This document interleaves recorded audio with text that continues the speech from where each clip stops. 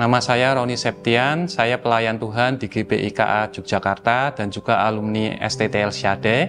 Ini istri saya, Mariana Susanti. Kami akan bersaksi tentang kebaikan Tuhan, tentang mujizat Tuhan di dalam hidup keluarga kami.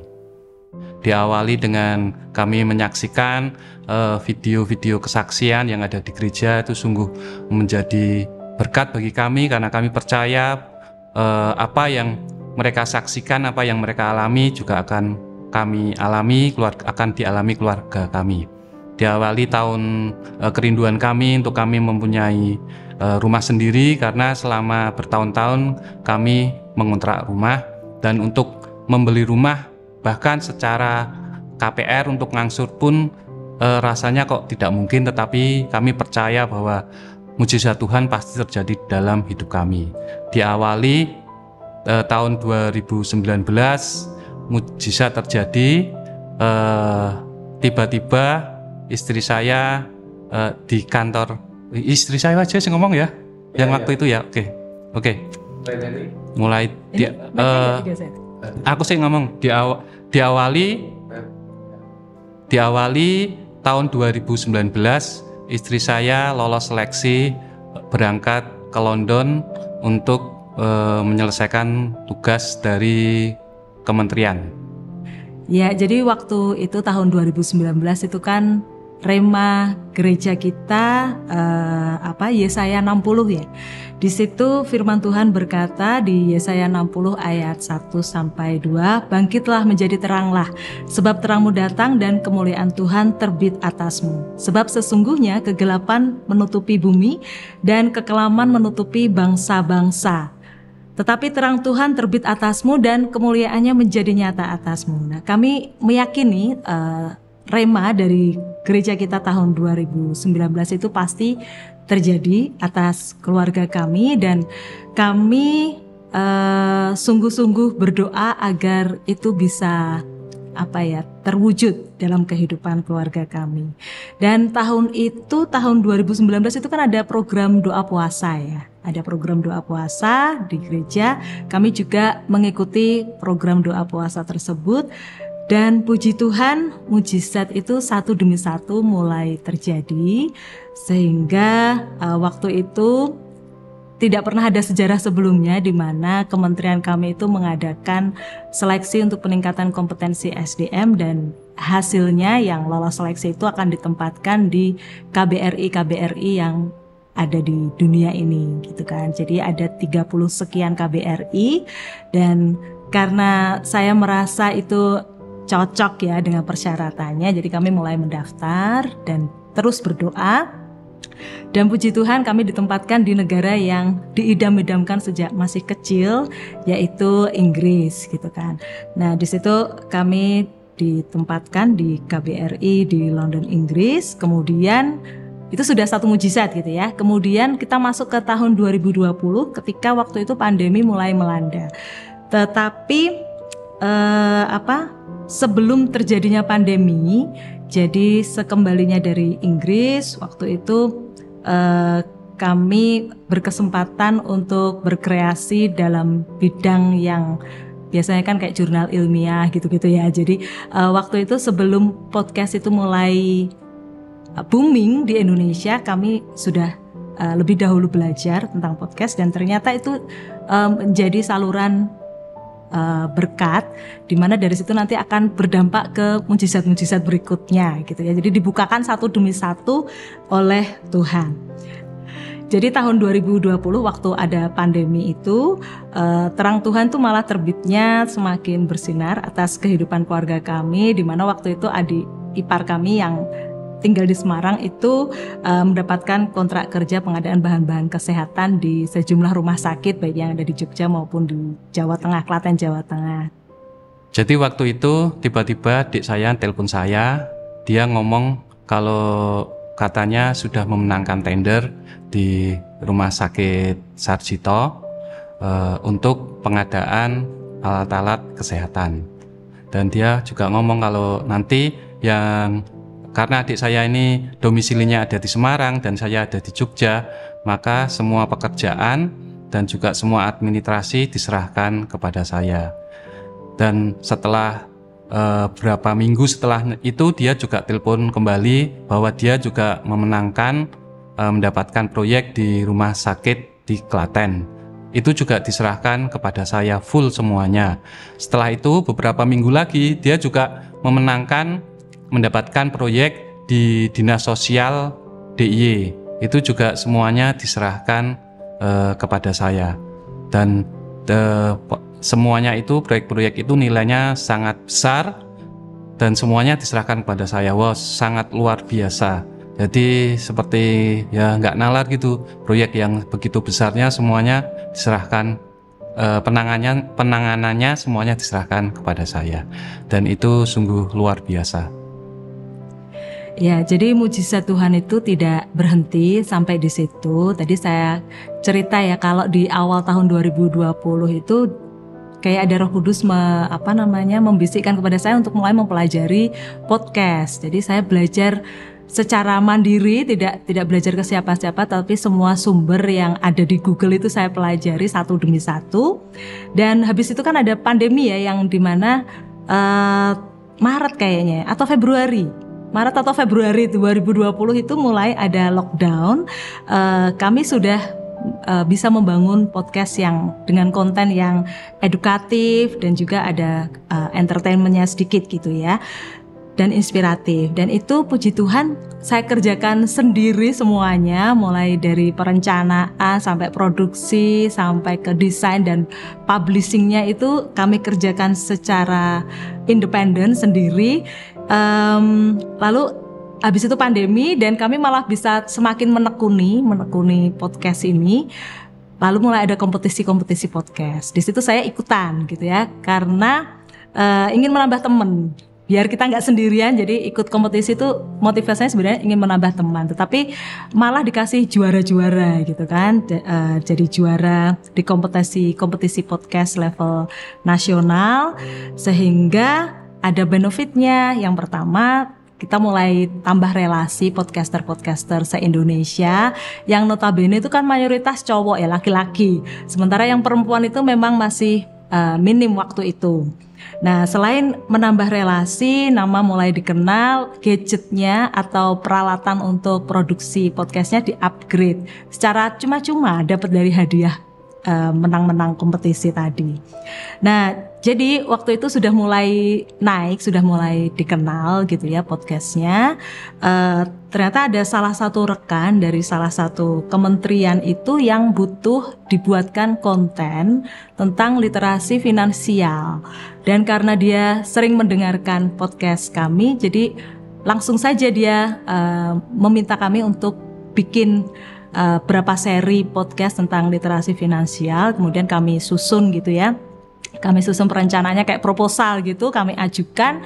Kami sudah pasang harga juga per episodenya seperti ini gitu ya, begini. Dan gak ribet, jadi habis itu gak pakai tawar-menawar, langsung di ACC aja gitu sama rekan kami tersebut. Dan proses pengerjaannya kayaknya 3 bulan, karena tenggat waktunya 3 bulan. Dan biasanya kalau ke kementerian itu kan lama ya.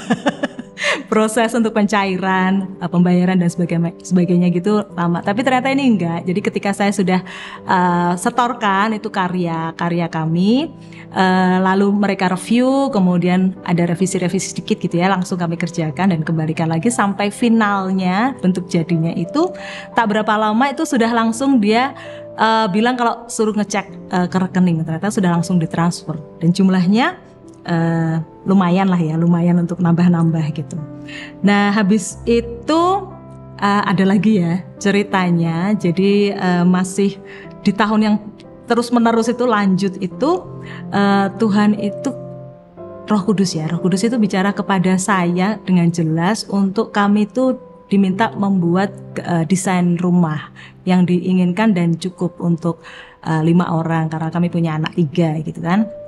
Nah, habis itu kami manut meskipun nggak tahu itu nanti rumah mau dibangunnya kapan, di mana juga nggak tahu, tapi kami manut aja, suruh gambar, sehingga kami gambar dan sudah jadi gambarnya. Lalu habis itu tanya lagi ke Tuhan, habis ini apa lagi? Jadi benar-benar dituntun step by stepnya oleh Tuhan, dan itu suaranya memang sangat jelas gitu, sehingga kami yakin bahwa itu adalah tuntunan Tuhan. Nah, habis gambar rumah itu ada lagi yang Tuhan tunjukkan, yaitu siapa yang mau bangun gitu kan, karena kami kan tidak bisa yang bangun sendiri gitu kan.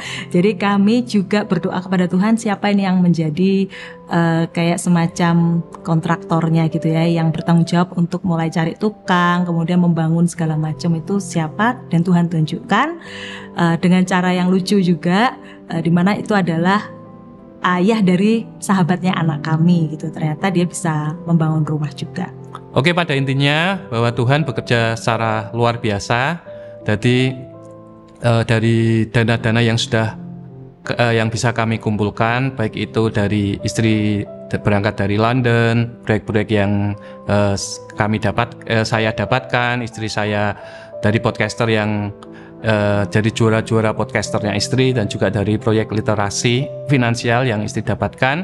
Semuanya itu setelah kami hitung, kami akhirnya memutuskan untuk kami membangun suatu rumah impian di tanah yang sudah kami miliki. Memang karena kami punya tanah itu sudah lama, tetapi untuk membangunnya waktu itu belum ada bayangan uang. Tetapi ketika Tuhan bekerja, maka semuanya dicukupkan. Akhirnya kami mencari kontraktor untuk kami dapat membangun rumah itu. Puji Tuhan, Tuhan tuntun sehingga kami memperoleh kontraktor yang baik. Kebetulan kontraktor itu adalah orang tua teman wali murid, yaitu orang tua dari temannya anak saya. Waktu itu secara tidak sengaja saya menjemput anak saya yang sedang main di temannya, terus saya ketemu ayahnya, dan ketika saya lihat begitu banyak bahan bangunan di rumahnya, saya tanya, ternyata dia seorang kontraktor. Ketika saya mengetahui dia seorang kontraktor, maka saya ngomong, "Pak, bisa nggak kalau membangunkan rumah kami?" Akhirnya beliau bilang bisa, oke. Malah beliau senang karena pada waktu itu kan pandemi. Ketika pandemi kan akhirnya kontraktor tuh nggak dapat pekerjaan. Akhirnya beliau, wah kebetulan Pak, saya memang butuh pekerjaan. Kok Pak Roni datang memberi pekerjaan. Jadi wah, dalam hati saya, wah ini jalan Tuhan. Ternyata benar kami mendapatkan kontraktor yang luar biasa, juga anak Tuhan. Untuk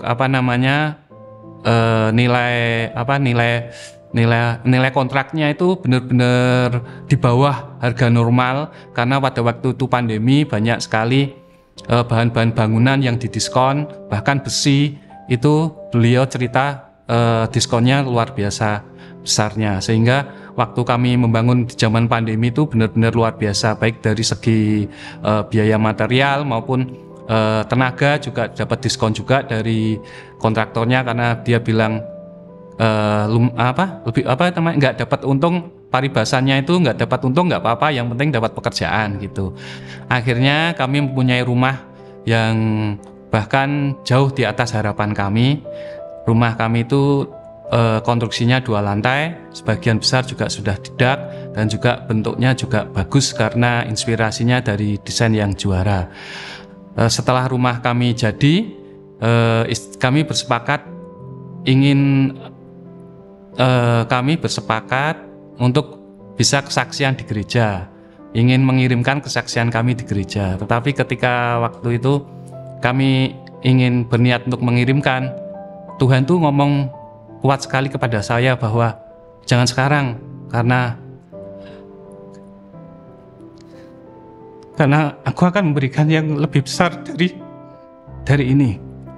Waktu itu saya bilang, apa benar ini suara Tuhan? Karena waktu itu istri saya udah ngejar-ngejar supaya mau kesaksian. Ayo tondang kesaksian, kan kita udah punya rumah seperti yang kita impikan, bahkan kita punya rumah pun nggak ngangsur, nggak KPR. Tuhan kasih kontan rumah kami, sertifikat ada di rumah. Tapi waktu itu ketika saya mau menyetujui niat istri saya untuk mengirimkan kesaksian, tuh Tuhan ngomong kuat banget.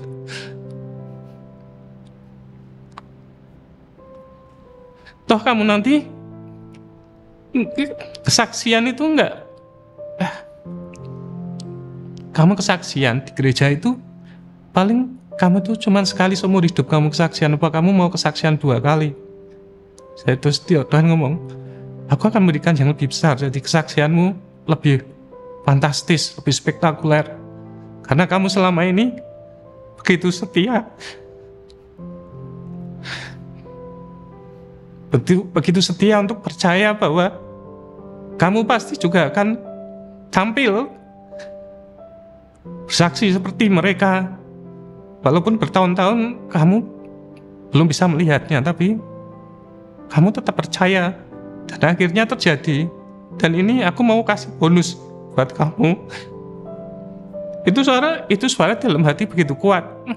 Akhirnya ketika istri saya ngejar-ngejar, suruh saya bersaksi, saya cerita sama dia, Tuhan dalam hati ngomong seperti ini, kalau kamu percaya kita tunda kesaksian, tapi kalau kamu nggak percaya, ya udah, mari kita kirim kesaksian kita ke gereja.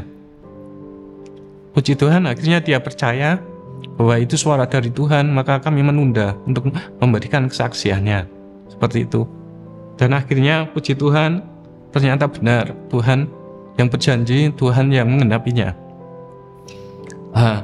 Diawali dari ketika kami sudah membangun rumah, itu otomatis uang kami habis-habisan, tabungan kami habis. Seperti istri saya sering bilang, katanya kita kayak pom bensin ya, kembali dari nol. Mulai dari nol lagi. Tapi memang benar, saldo kami itu habis, bahkan uang cadangan pun ikut kepakai semuanya. Kami sudah bilang sama anak-anak, kami beri pengertian bahwa untuk sementara mungkin dalam 1 tahun ini hidup kita nggak seperti yang kemarin-kemarin, baik dari segi pola hidup, dari makanan ataupun piknik ataupun yang lainnya berbeda. Kita harus hemat karena uang tabungan sudah habis. Nah, tapi ternyata memang benar uang kami untuk berapa bulan ya Bu ya, kira-kira 2 bulan kami harus hemat. Ternyata ketika kami harus hidup hemat, waktu itu di gereja ada kegerakan untuk janji iman. Waktu itu Pak Jo habis bangun yang di Jakarta itu, terus habis pandemi kan, habis Jakarta, terus di Jogja ada kegerakan untuk janji iman. Karena kami waktu itu sudah habis-habisan, tabungan kami sudah habis, tetapi kami masih punya 1 mobil dan 2 motor waktu itu. Istri saya ngomong, bagaimana kalau motornya kita berikan 1 untuk ikut berpartisipasi di dalam kegerakan janji iman. Dalam hati saya berpikir, lah kan kita tuh mau hemat, tapi saya nggak ngomong sama istri, ini cuma dalam hati. Lah kita kan mau hemat, kalau motor 1 diberikan, otomatis istri saya berangkat kerja, pulang pergi kerja kan harus naik mobil. Kalau naik mobil berarti kan harus biayanya banyak, karena bensinnya juga harus banyak. Terus waktu itu kan istri saya di kantor yang lama itu kan lumayan jauh, perjalanannya hampir 1 jam. Tetapi karena saya percaya bahwa itu suara dari Tuhan, ya saya cuma bilang oke, saya bilang gitu. Karena saya udah saya nggak berpikir panjang, kalau dari Tuhan ya pasti ada sesuatu yang indah. Jadi saya bilang oke, kita berikan 1. Jadi nanti kamu tiap berangkat ke kantor, pulang pergi kantor naik mobil, aku naik motor gitu kan. Ya, jadi waktu itu karena dorongan dari Roh Kudus kuat, maka motor yang 1, puji Tuhan, bisa untuk janji iman. Kemudian kami sudah berniat ya untuk tiap hari PP naik mobil. Sudah hitung-hitungan juga, kalkulatornya udah main, berarti seminggu itu pengeluaran untuk bensin segini, berarti sebulan segini gitu kan. Kalau pakai penghasilan yang sekarang berarti memang masih tiarap ini kita modenya. Kita mode tiarap lah setahun lah ke depan. Tapi itu kan manusia ya, pikiran manusia. Dan puji Tuhan, waktu itu sedang ada penataan organisasi di kementerian. Kantor kami yang lama itu ikut masuk ke dalam restrukturisasi organisasi tersebut. Dan puji Tuhannya malah di merge ke kantor yang lebih besar, jumlah SDM-nya lebih banyak, dan jaraknya lebih dekat dengan rumah gitu. Jadi kalau yang lama itu perjalanannya lama gitu ya, 1 jam berangkat, pulangnya itu bisa pernah 2 jam karena kena macet gitu kan.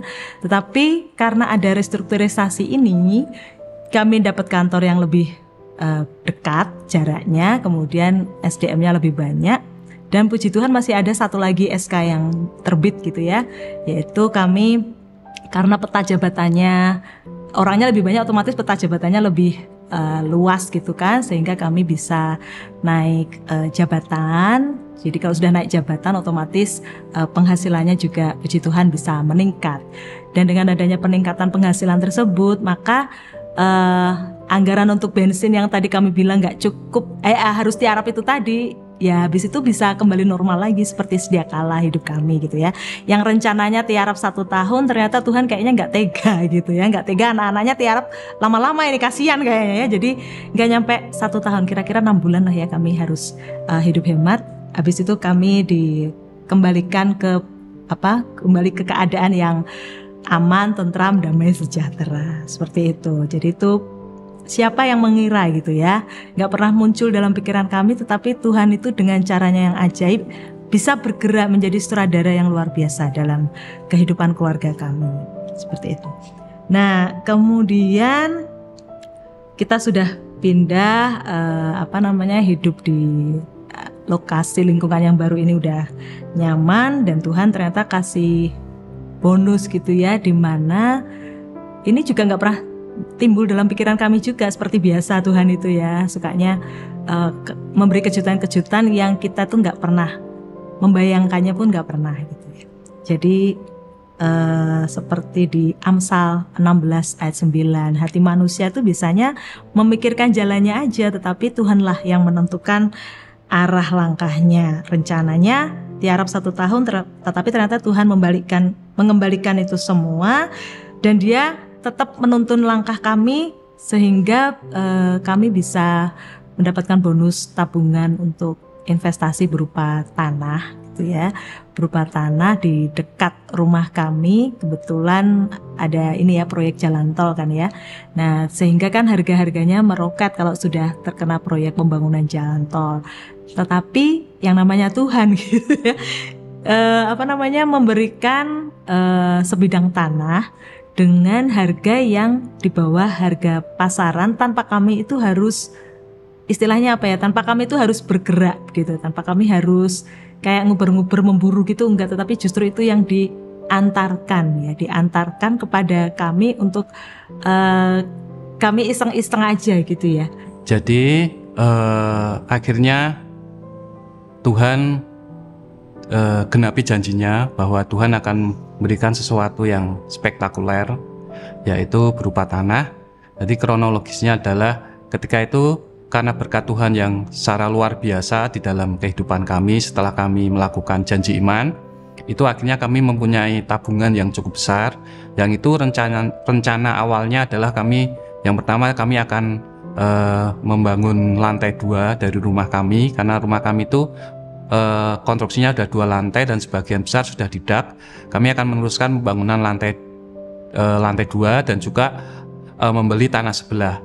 Tetapi rencana Tuhan berbeda, karena waktu itu tetangga kami datang ke rumah menawarkan tanahnya yang lokasinya sangat strategis karena 10 menit dari exit tol. Waktu itu ketika tetangga kami menawarkan itu dengan harga yang cukup tinggi, karena memang pasaran di daerah sana itu sudah cukup tinggi. Tetapi karena kami tidak mempunyai uang seperti yang ditawarkan tetangga saya, maka waktu itu saya akan menolak tawaran tetangga saya. Tetapi entah kenapa kok dalam pikiran tuh iseng saja gitu, saya iseng menawar harga jauh di bawah yang ditawarkan tetangga saya, karena dengan maksud supaya paling nanti nggak dikasihkan. Jadi pada intinya menolak secara halus gitu loh. Saya iseng-iseng menawar di bawah harga, dan pada waktu itu memang benar tetangga saya nggak melepaskan tanahnya. Wah Pak, jangan Pak, kalau harga segitu terlalu murah gitu. Akhirnya ya Pak, kami juga bisanya membeli dengan harga segitu. Akhirnya tetangga saya pulang dan tetangga saya tidak menyetujui harga yang saya ajukan. Tetapi kira-kira berapa, 6 bulan ya Bu ya? Kira-kira 6 bulan itu tetangga saya itu datang lagi. Dia bilang kalau Pak, ini tanah terpaksa saya kasihkan dengan harga yang diajukan Bapak karena kakaknya itu sangat membutuhkan uang. Karena itu kan tanah warisan dari 3 orang anak, 1 tetangga saya dan juga kakak-kakaknya, dan salah satu kakaknya itu ada yang membutuhkan uang. Akhirnya tetangga saya memberikan setuju dengan harga yang saya ajukan. Nah waktu itu saya jadi bingung karena ketika saya itu kan iseng-iseng saja mengajukan penawarannya itu, tetapi kok malah disetujui gitu. Saya akhirnya jujur sama tetangga saya, Pak, sebenarnya waktu itu saya iseng nawar karena supaya saya itu sebenarnya saya itu saya dan istri saya punya uang, tetapi tidak sebesar yang saya ajukan.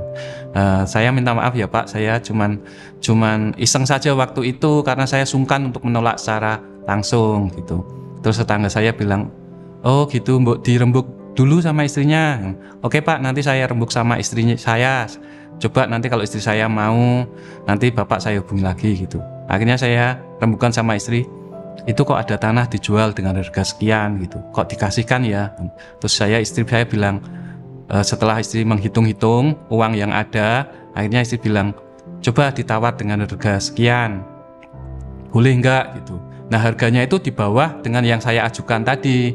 Akhirnya saya ke tempatnya bapaknya lagi, ke tetangga saya bilang, Pak, istri saya mau dengan harga sekian, gimana Pak? Kalau ini serius Pak, nggak iseng-iseng, saya bilang gitu. Kalau ini serius, kalau oke, kami mau beli gitu.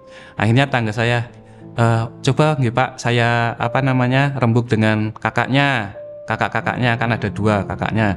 Akhirnya tetangga saya setelah rembukan dengan kakaknya itu berapa hari gitu, dia ke tempat saya. Kira-kira 3 atau 4 hari ke rumah, dia bilang, Pak, kakaknya boleh memberikan dengan catatan, dengan syarat semua biaya jual beli, biaya notaris tuh kami yang menanggungnya. Terus saya juga bilang ke istri, gimana Bu, dengan harga sekian tapi semua biaya kita yang tanggung. Terus istri saya bilang oke gitu, dengan catatan pembayarannya minta tempo gitu, maksudnya nggak langsung tapi berapa bulan gitu, supaya kami bisa mencari kekurangannya gitu.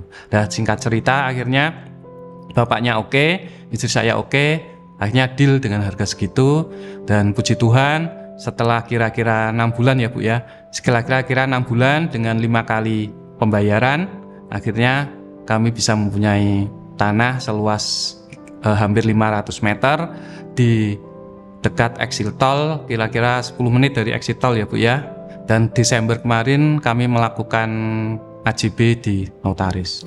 Puji Tuhan, akhirnya Tuhan benar-benar genapi janjinya bahwa Tuhan memberikan sesuatu yang spektakuler lagi setelah memberikan rumah yang luar biasa.